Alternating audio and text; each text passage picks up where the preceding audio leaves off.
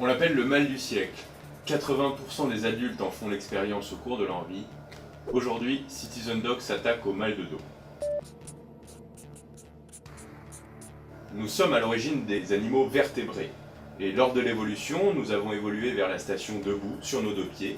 Ainsi, notre colonne vertébrale s'est modifiée et est soutenue par un puissant système de muscles et de ligaments. À partir de l'ère du néolithique, nous étions un peuple auparavant nomade, qui chassait et qui cueillait, et nous sommes devenus un peuple sédentaire.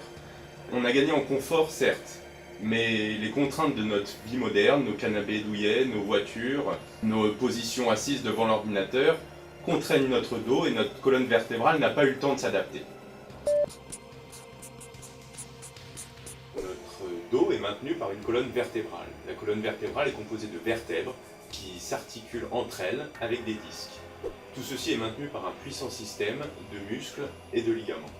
Lorsque nous avons des étirements brusques, inappropriés de ces muscles ou de ces ligaments, lorsque les disques sont trop usés par des microtraumatismes répétés, eh bien à ce moment-là, on est victime du mal de dos. Ça peut être un simple étirement musculaire, comme une petite déchirure des muscles paravertébraux, c'est-à-dire des muscles autour de la colonne vertébrale.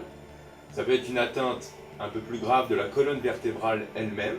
Lorsque le disque est usé, il y a un problème d'articulation entre les vertèbres.